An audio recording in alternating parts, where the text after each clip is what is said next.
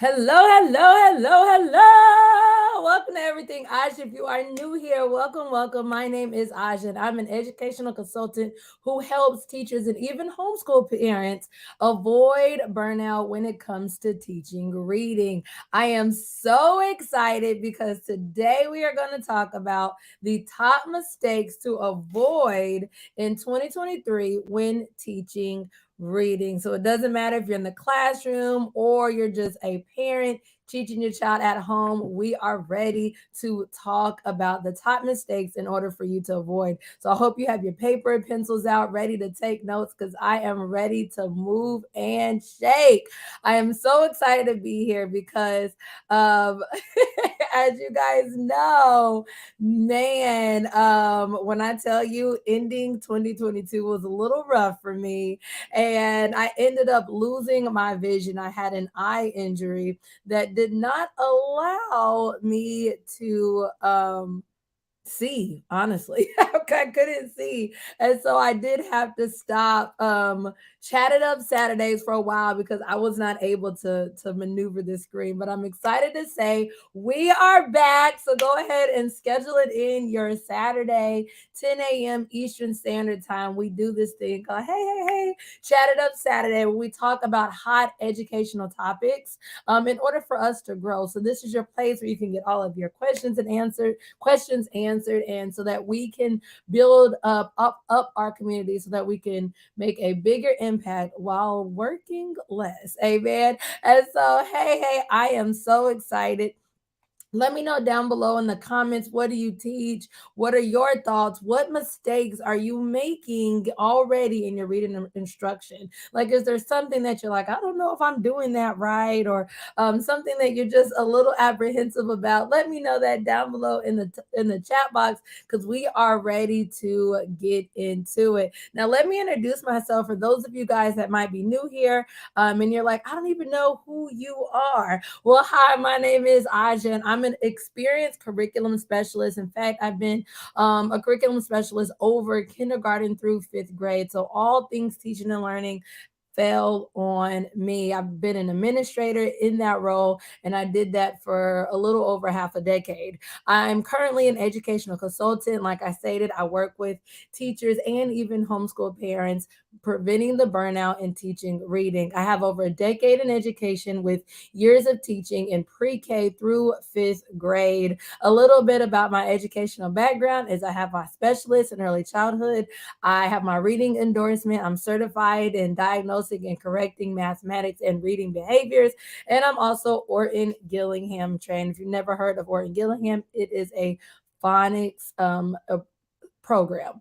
All right. So a little bit about everything, Aja. My mission is to help over 500 teachers and even homeschool moms create a life they love with high achieving students. So in order to do that, I help them go from burnt out and feeling overwhelmed to feeling confident with high growth. So I help them go from that point A to point B by alleviating the burnout in their reading instruction. So I teach you guys really how to hone in and teach smarter, not harder. And so that's a little bit about me and about the brand. I'm so excited to have you on today.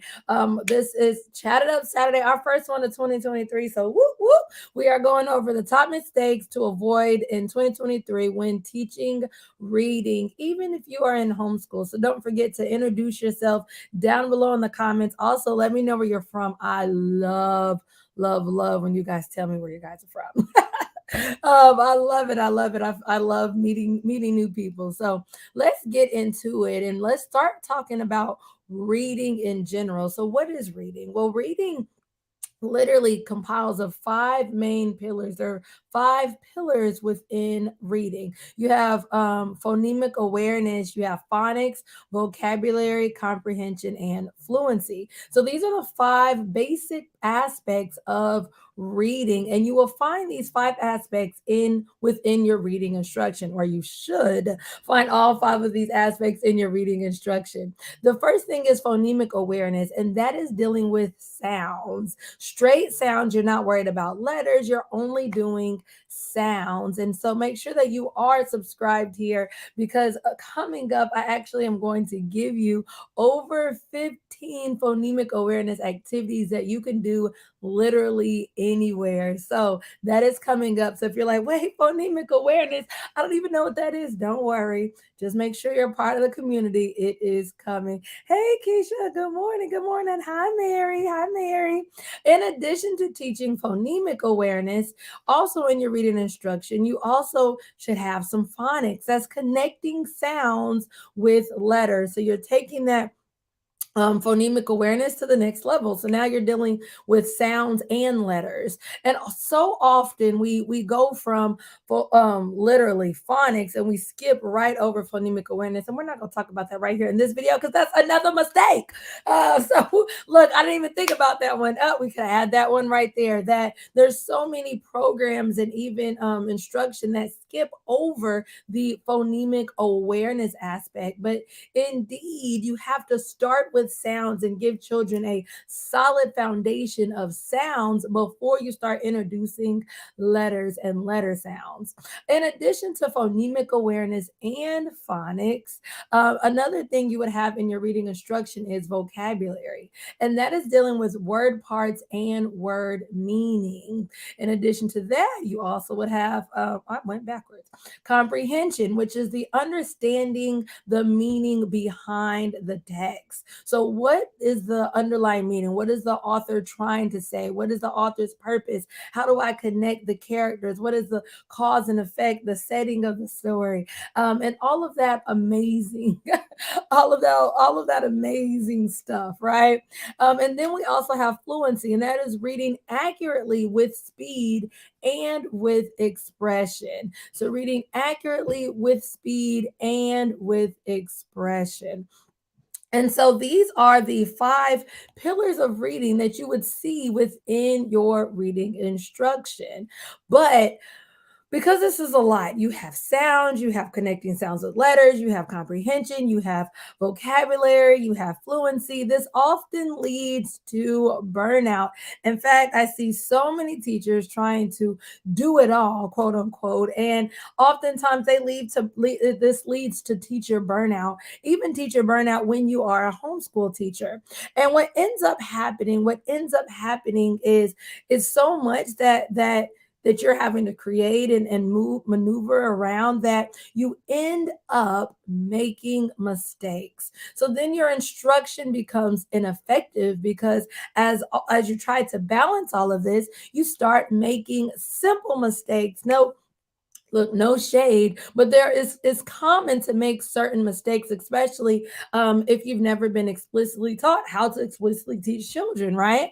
And so you end up having ineffective instruction. Yes, you're doing these things day in and day out, but it seems like they're just not getting it, or they're just not going anywhere. And this is because your instruction has now become ineffective because of some of these mistakes. So these mistakes I'm about to go over are mistakes from all different 5 pillars of reading. We're going to touch some of them all. You see, I just added another bonus. When I was creating this, I was only going to give y'all 5. I gave y'all another bonus one, 6, and now I just gave you another one, 7. So we are coming up with all kinds of mistakes to avoid this year when it comes to teaching reading. Do.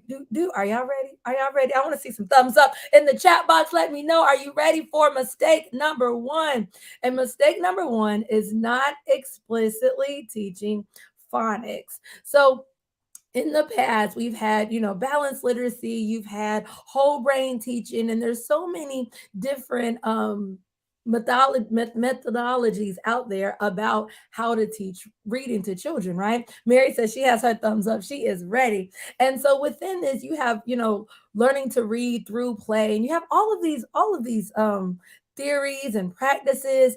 But now we have science, right? And so we now know that children have to be explicitly taught how to read. Look, I love this quote. It turns out that learning to read and learning to write is not a natural act. So with the science of reading, this is science that has been developed over the last 30 years, and is now out there and is groundbreaking, and it really breaks down how the brain learns how to read. Well, leading up into this, there are certain things that become natural. So when a child is born, over time they naturally learn how to speak. It is automatic that as children listen to to you talk, and they start to understand how words work, they then begin to speak. This is why you are teaching them subconsciously how to speak without saying say, like, trying to teach them how to speak. I don't know, but they catch on to it because it is a natural act. However, with reading and writing, science now tells us that this is not a natural process. That when a child is born, and when you and I were born, we were not natural born readers and natural born writers. In fact, we had to learn how to develop these skills. And in order to develop these skills, you need explicit instruction. That means I'm sitting there telling you how to read. I don't just think that you're naturally gonna pick it up after you've listened to a book. I'm literally teaching you every single sound, every single letter, every single vowel team, etc. I'm telling you how how these words and how these sounds and how these letters work in the real world, right? And then it also has to be systematic. For example, I cannot teach you a vowel team. And if you don't know what a vowel team is, a vowel team is simply two vowels that go together that make one sound. So, for example, EA is a vowel team that would make the E sound. EE is also a vowel team that would make the E sound. So you have two vowel teams, and both of those vowel teams make the same sound. Well, I can't teach that before they even know the sound. And so you have to roll these things out in a systematic way. And so now we have this information, but yet so many of us, and y'all put yourselves in there, may be teaching the old school way, and we do not have time to explicitly teach phonics. So I always teach that all you need is simply 15 to 20 minutes per day. That if you take your schedule right here, right now, go ahead and carve just 15 to 20 minutes per day to teach phonics. And that's all you really need. At the bare minimum, if you could just schedule in 15 minutes, if you think about it, how much time you use going back and forth to the bathroom every day, right? We use so much time doing potty breaks and so forth. We use so much time, so much wasted time in transitions. All you have to do is take some of that time and now devote it into teaching reading. And so, and y'all let me know, do you already have carved out 15 to 20 minutes to explicitly teach phonics? Even if you are teaching older grades, you probably have struggling readers that need that explicit phonics instruction. This is also why I do have a course called Syllable Boot Camp, which is for second through fifth graders who are struggling readers. And it literally helps you go back and teach them those explicit phonics rules and syllable types that they need to know in order to decode unknown words. And so I do have a tool to help you do that. It's called Syllable Boot Camp, and it is a self-study course for you to do that. All right, the next mistake that you have to stop making. Da, da, da. Mary says she doesn't have that time carved out yet. Well, see, Mary, I'm glad that you are here. So you already know what is next that you must do. So 15 minutes, 15 minutes, if you think about how quick 15 minutes goes, it goes by so quick. And at bare minimum, that's all you need. You can make a major impact with simply 15 minutes. Isn't that crazy? That's literally all it takes.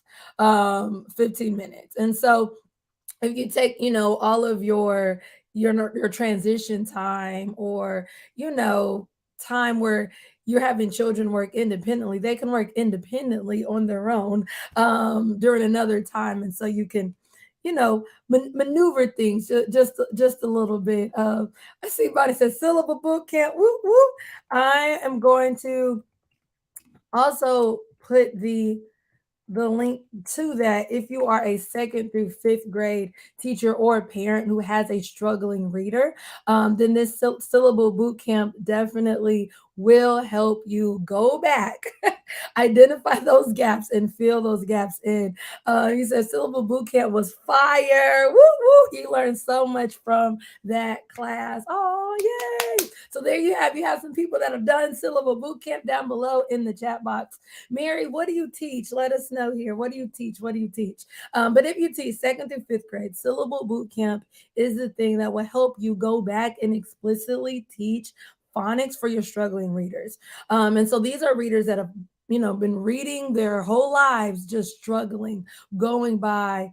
See, Mary, that's what you need. That's what you need. And in syllable boot camp, Mary, the first thing we do is carve out the time. That's literally the first thing I walk you through, because all you need is 15 minutes a day. And within syllable boot camp, I take all the thinking really out of it. You have PowerPoint slides, you have the lesson plans are already done for you. You have the flashcards. You have what else, y'all? Oh, interactive notebook. Do I have my notebook right here? Oh no. Normally I have my notebook right behind me. But there is a interactive notebook. You know what? Oh, it's over there. So there is an interactive notebook that comes with the labels already made, of what words children will actually break down and decode. So check it out. The link is already in the chat box. You see, Keisha here, she's fourth grade and she's been doing it with her struggling readers.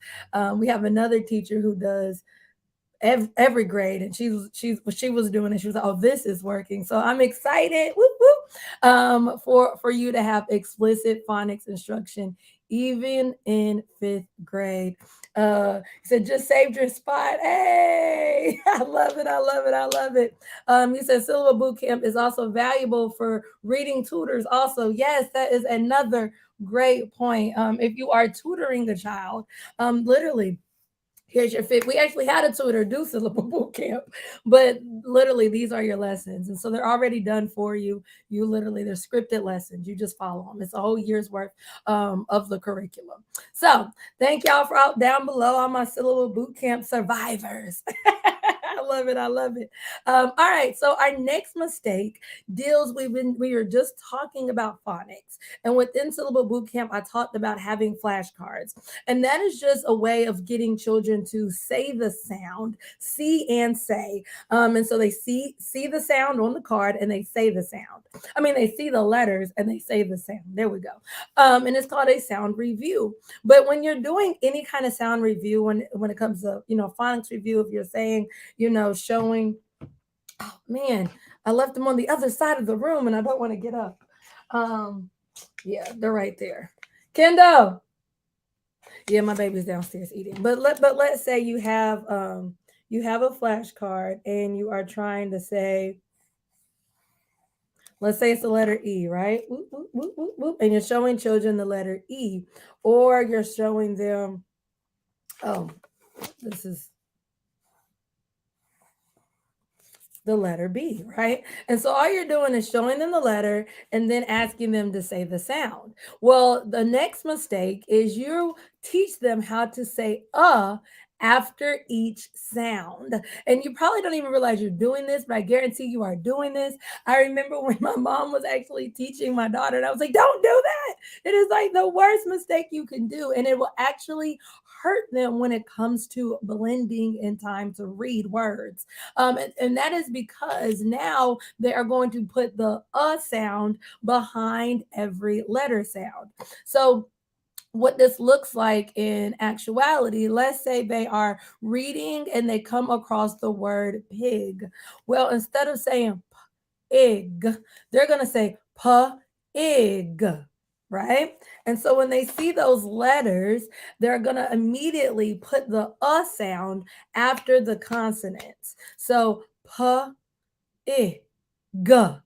And now when it's time to actually blend those sounds and say pig, pig, pig. They cannot register that the word is actually pig because they are adding the sound. So chop it off. Make sure you chop off the sound. The sound is not p, it is p. Okay, the sound is not g, it is g.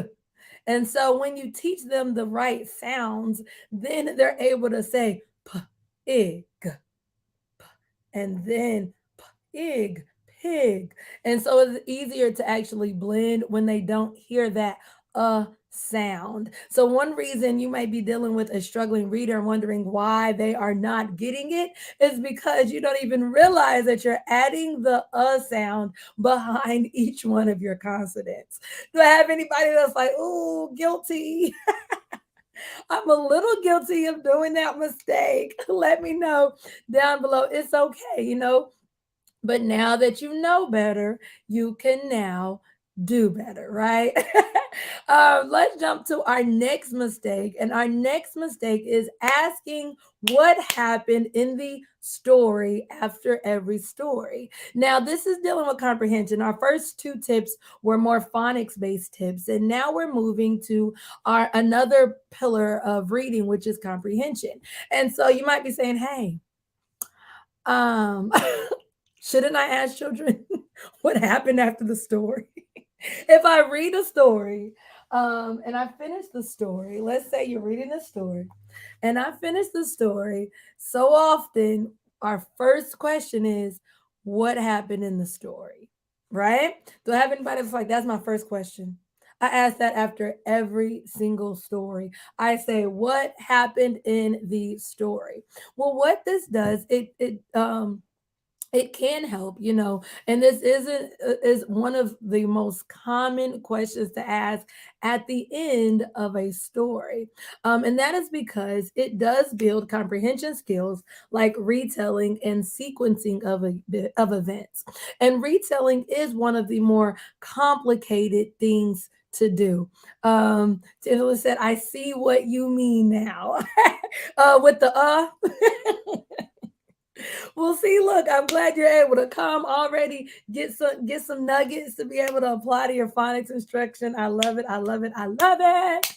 Um, and so with comprehension, when we say, what happened in the story, after every story, that does help children learn how to retell. It does teach children how to take the events in the story and sequence them from beginning to end. So they're able to break down the events in the story and then say, okay, this was what happened at the beginning, this is what happened in the middle, and this is what happened at the end. And that is a very complicated skill. And that tends to be one of the skills that we literally hone in on, and what ends up happening is our mistake that becomes the one thing we ask after every single story. So what does this do? This now limits the listening, and it stifles the comprehension skill. So what happens is when you are reading to children, they already know, they can predict. You're going to ask, what happened in the story? You ask it after every story.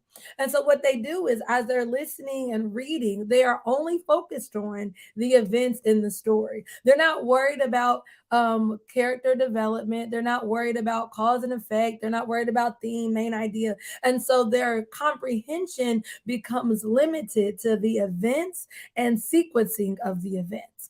And hey, y'all also be transparent. Like, you probably like, oh, I say that after every single story. Okay. Tangela's like, yep, that's my question. That is what I ask every time. It is so common. But so now this is why you have to have a variety of comprehension questions and comprehension strategies. We'll talk about that in a second. I know one thing in my program and all my teaching by design people in the chat box. Whoop, so glad to have y'all here. One thing within my program, teaching by design, is I give my teachers all of the comprehension questions. So they have 60 plug and play comprehension questions hitting all of these different aspects. So you do have times where you ask children to retell, but you also have times where you're asking them character development, theme, made idea, inferencing, predicting. And so you have all of those other standards embedded within your comprehension questions. So don't limit yourself and don't limit their listening skills to what happened in the story. So use a variety. Switch it up. Somebody say switch it up. Another thing you can do if you're not in teaching by design, another thing you can do, and if you're interested, the doors are opening soon. Hint, hint. But another thing you can do is incorporate comprehension strategies. So one of the comprehension strategies is Rhonda retells, and that comprehension strategy is about what happened in the story. But in addition to that, children also have 8 other comprehension strategies that help them comprehend the story. So they do things like summarizing questions, you know, making connections, predicting. And so it allows children to, I love this, dive deeper, asking more probing questions in order to make them think. And with these comprehension strategies, you also have data tracking sheets, you have the I can statements, you have strategy posters that you can post up around your small group instruction. You also have I can strategy brag tags that as children start to master some of these comprehension questions, they take a brag tag and they can put it on their book bag or so forth. And so the object is gotta what is the Pokemon thing that used to say gotta catch them all? With this one, you gotta collect them all, right? And so you can use the comprehension strategy so that children aren't just limited to what happened in the story, right? She said, "Yep, yep."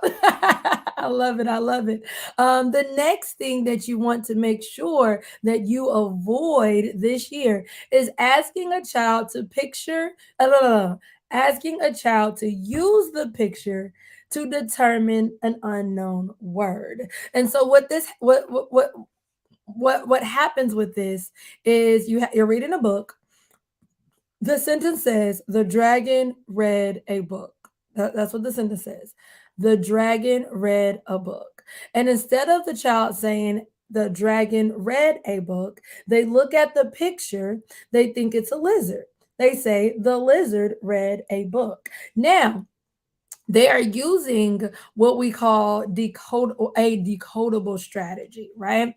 And this has been around because balanced literacy has been around for decades, and this was a strategy that we constantly taught children. But what it ends up doing is allowing children to, like we say, guess. But it gives them something to guess upon, i.e., the picture. Well, now that we have so much research out there and you have the science of reading research is telling us that children actually need to explicitly be taught how to decode. That the science of reading research is telling us not to use decodable strategies to help decode unknown words because children are just quote unquote guessing. And while I don't think children are guessing, I think we are, equipping them with other tools outside the box. This is a thing right now in reading. And so when it comes to unknown words and using the picture, you do have to kind of switch up how you've probably been doing this the entire time. So let's talk about this. Well, using the science of reading approach, what you would do instead of using the picture, you would tell the child to now break that unknown word down into sounds. And you're going to break this down into graphings and phonemes. And so that is a blend. So that would make one sound. And so you would put dra ag on dragon, and they would literally break that down into the different graphings or the letters that they see, and the phonemes are what those sounds that they hear, and they're going to break that down into the different sounds, the dr sound, the at sound, the g sound, the ah sound, the n sound, and they're going to blend those sounds into figuring out that word was dragon. Now let me address the elephant in the room. Not everybody is there. You may find yourself like, Aja, I'm not there yet. I'm still, using the decodable strategies. I'm still teaching my children how to use the pictures in the story to help them. Well, I have a tip for you as well. If you are still teaching guided reading right now and you're using decodable strategies, teach children how to pair the strategies together. So instead of just using Evan Eyes, which is using these are my strategies actually, but it's at and on no, goodness. Instead of just using that strategy, like we just saw earlier, a child may not understand that picture. And because they do not understand that picture, they are throwing out a word that they think aligns to the picture. So they thought that that was a lizard. So they said the word lizard, right? And so now I'm going to pair that strategy with another strategy, such as Lucy Lips. And Lucy Lips says that I can get my lips ready for the beginning sounds. So, in order to use the picture, I'm going to look at the beginning sound in the word. And this is what I've taught my daughter how to do because she did start off, she uses decodable strategies. And these are very effective, especially when you have younger readers or readers that are not quite confident in reading and you just want to kind of build up their confidence a little bit. And this is because you're giving them things outside of the actual text and the word to build up their skills. And so, what the child would do this time is they would look at the beginning sound of the word. So, I see that the beginning sound is dr. I know, even if I don't know that word, I know that dr makes the dr sound, right? And so I'm going to use the notice it doesn't say beginning sound, it says beginning sounds. This is because if you were to first teach beginning sound, so let me just break that down. If you were to teach just the beginning sound, so the beginning letter is D, right? And so do you see in the picture something that may start with the letter D? And if you said it like this, they'll immediately say dinosaur, right? In the picture, it looks like a dinosaur. Well, you and I know that that word is not dinosaur, right? And so you've now created you've gotten them closer, but you still haven't given them enough of what they need in order to determine the unknown word. Versus getting their lips ready for the beginning sounds, plural, goes beyond just that initial sound. So now they're able to say dr. Dr. Now you can use Evan eyes and look at the picture. What could that be that starts with the dr sound? Oh, dragon. And so now they're able to use those beginning sounds and the picture to determine their unknown words. So I've given you two ways to correct this mistake. And you would now have a way of using science of reading explicit phonics instruction, or if you are still using decodable strategies, pair them up. Don't just allow children to use the picture by itself. All right, we are rocking and rolling this morning. Whoop, whoop. Our next mistake is not doing read alouds because your kids are reading independently. Do I have somebody? Let me know that down below in the chat box. Do you teach read alouds? And that is simply when you, as the adult, read the book out loud to your children. That's what a read aloud is. You, as the adult, are reading the book out loud to your children. I see one person, you're like, I do it. Ooh, I know. Look, as being in teaching by design, I hope you were doing it. And it is so important that you do this. And so the mistake is once our children are reading independently, so many teachers stop. They stop. You said every day. Yes. I'm interested, Keisha. Were you doing it every day before you joined Teaching by Design? I would love to know that. Like, because I know you do teach upper grade. So were you doing it before? I just want to know. I just want to know. You said yes. Mary says absolutely. All right. So I'm not alone in this theory. But you would be amazed at how many teachers, I've seen it in person, teachers all around the world, they stop reading aloud once their children are reading independently. And somehow this misconception of, well, they can read on their own now. So now, in order for them to become a better reader, they need to be reading independently.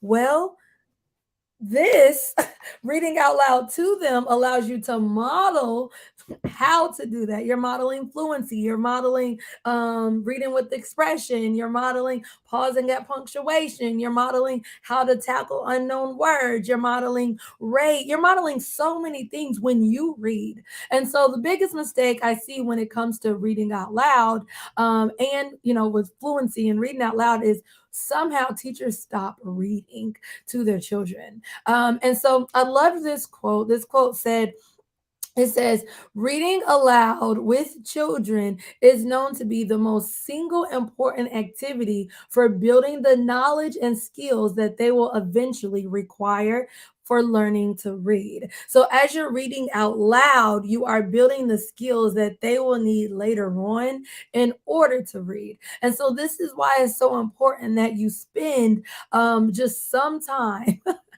you reading out loud to your children. You say, yes, you were, since our school was using balanced literacy. Yes, because read alouds are a huge part of balanced literacy. And so one mistake, as so many schools are now moving to science of reading, is this is why there's a lot of educational consultants. I was so excited. I was listening to what's her name, Anna, from what is guided readers, and she actually did a video here on YouTube of which one is better. And I looked at it after I did mine, because I did which one is better, balanced literacy or science of reading.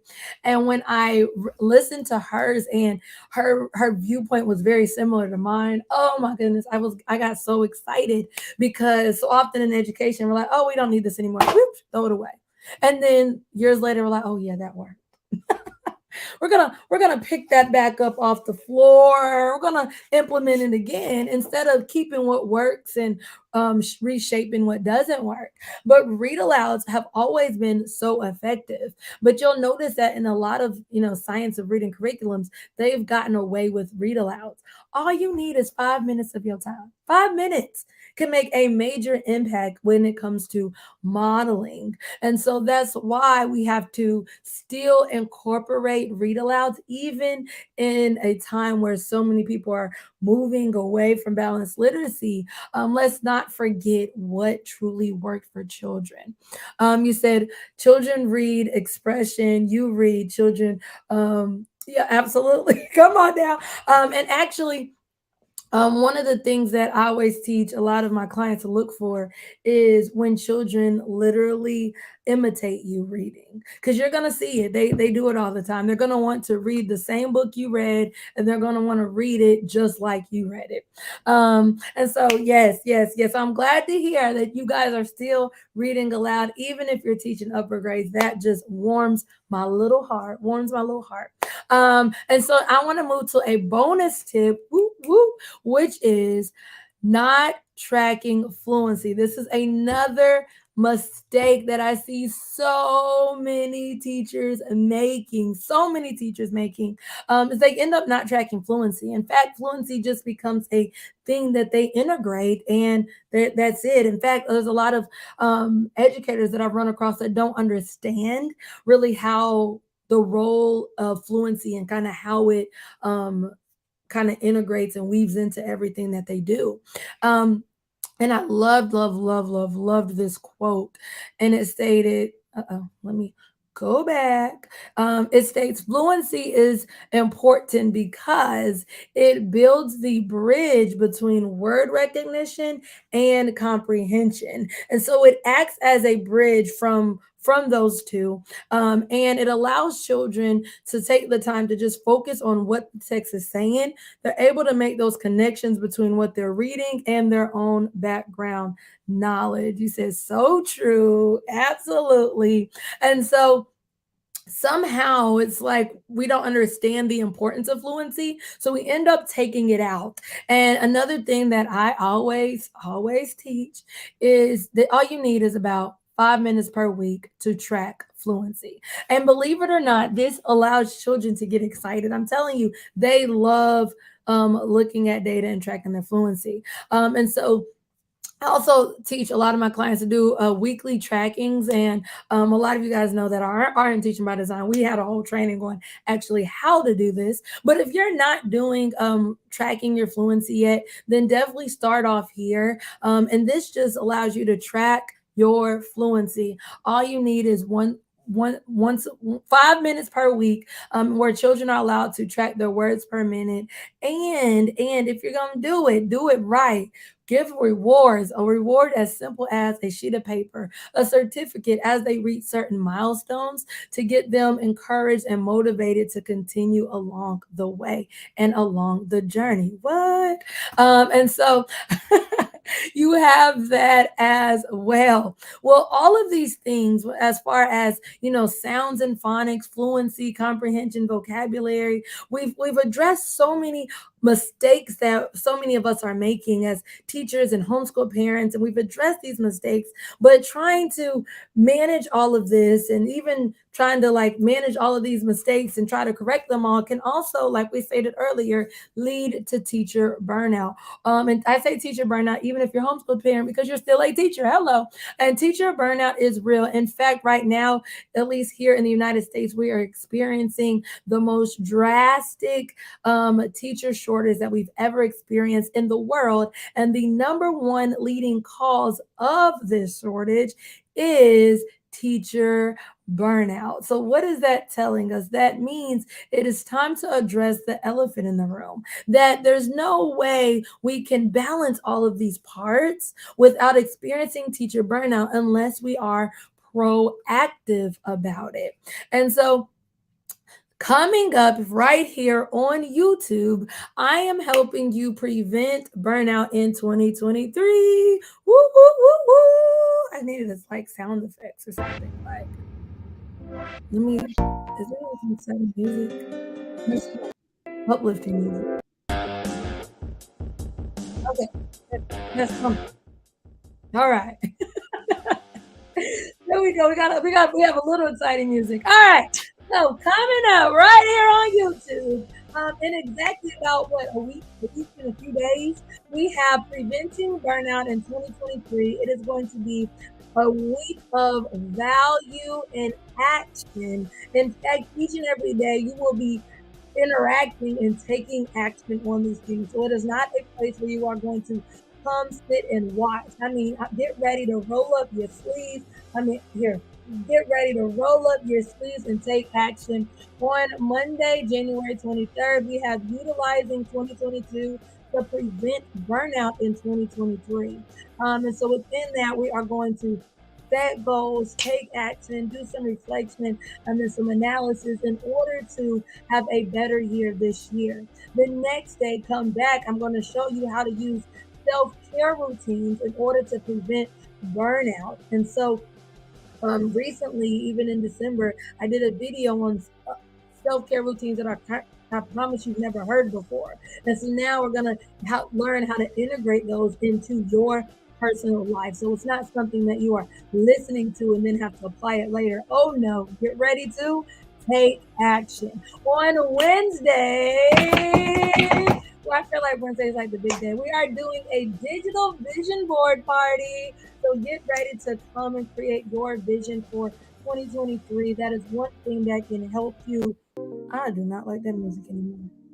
It was too much. It was too much. It was too much. It was breaking up my nerves. Um, but we are doing a vision board party. You will be able to create your vision for 2023. In addition to that, on Thursday, we have resetting your reading block for semester two. So we just covered all 5 pillars of reading. We've also shared about 7 mistakes that you should stop making when it comes to the 5 pillars of reading. And we've broken down, how not only I shared the mistakes, but I also shared how you can correct these mistakes. And so now it's time to reset your reading block. How can you go into the second semester without having burnout and having your instruction run smoothly? Say LOL. I love it. I love it. And then Friday's the big day. Woo, woo, woo. Friday, we will have a full blown workshop on how to teach reading without teacher burnout? Like, how do you do it? How do you manage your entire reading block, your all of your reading instruction without experiencing that burnout we talked about, without experiencing feeling overwhelmed, feeling like you just have too much and you just can't do it? And so we're going to talk about, I'm going to share with you my proven 3-part framework of how to do that.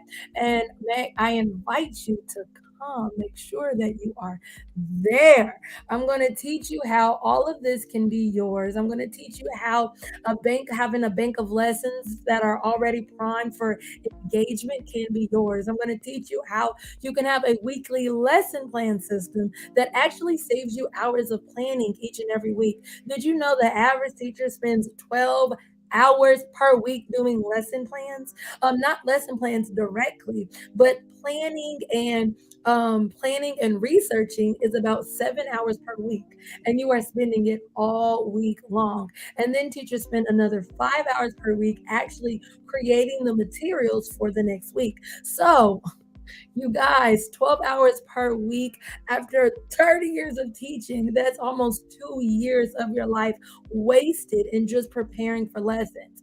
And so I'm going to teach you you can have a lesson planning system that will save you hours of your life planning lessons. You'll also have access to schedules, routines, transitions, management, allowing you to be stress free, giving you relief of that burnout that you may be experiencing. I'm going to teach you how to have simplicity and clarity on what to teach, when to teach, and how to teach.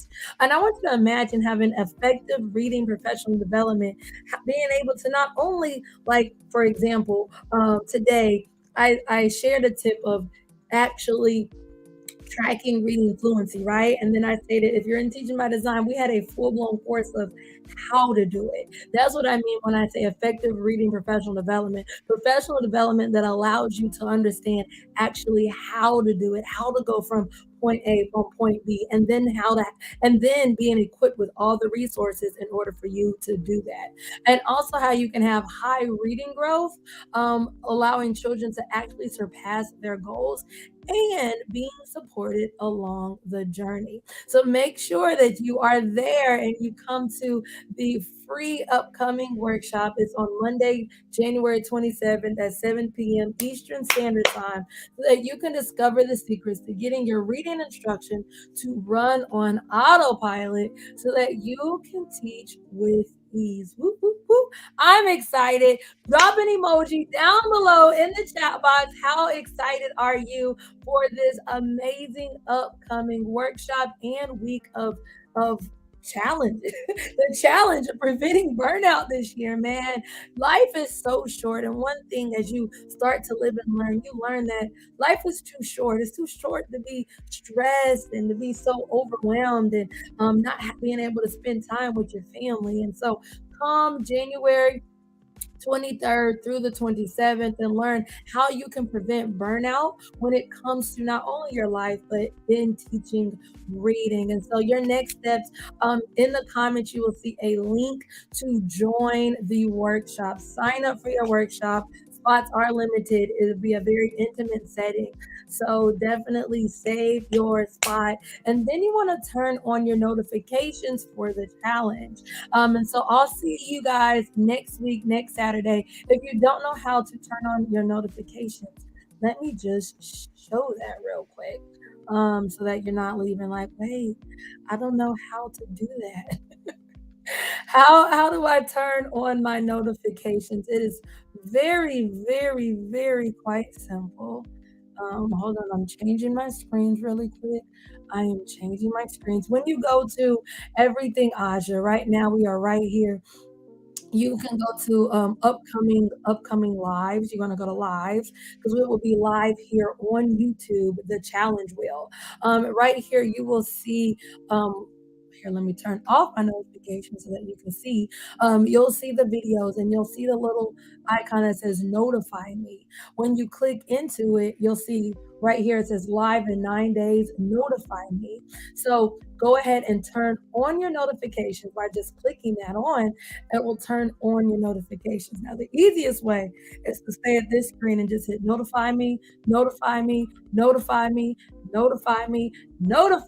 Therefore, all your notifications are on. And there, well, remember I said we are taking action. So along with the workshop is an actual workbook, and you can only get that workbook if you are signed up for the workshop on the 27th. And so make sure you sign up for the workshop and turn on your notifications so you can have everything that we talked about. Awesome, awesome. I see the emojis down below. Y'all are excited. You said can't wait to see you in the next workshop. If you enjoyed today, thank you. Come on now. If you enjoyed today, hit the thumbs up button. If you are walking away with some tips and tricks on how to stop making these common mistakes, and if you're making these mistakes, don't worry.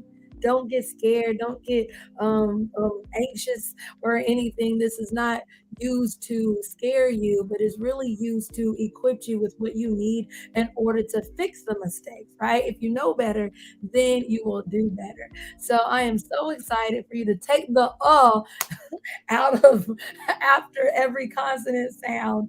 I'm excited for you to learn how to ask comprehension questions back beyond what happened in the story. So excited. Make sure you not only hit the like button, but I also ask that you share with at least three other people. Go ahead and share this video with three other teachers. Share this with your administration, your team at school. Share this with other homeschool parents, so that they too can stop making these mistakes.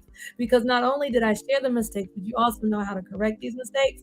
I look so forward to seeing you guys next week as we prepare for the challenge and also the workshop. We're live now. We're here on Saturdays. Mark your calendars, Saturdays, 10 a.m. Eastern Standard Time. We'll be here, same place, same time.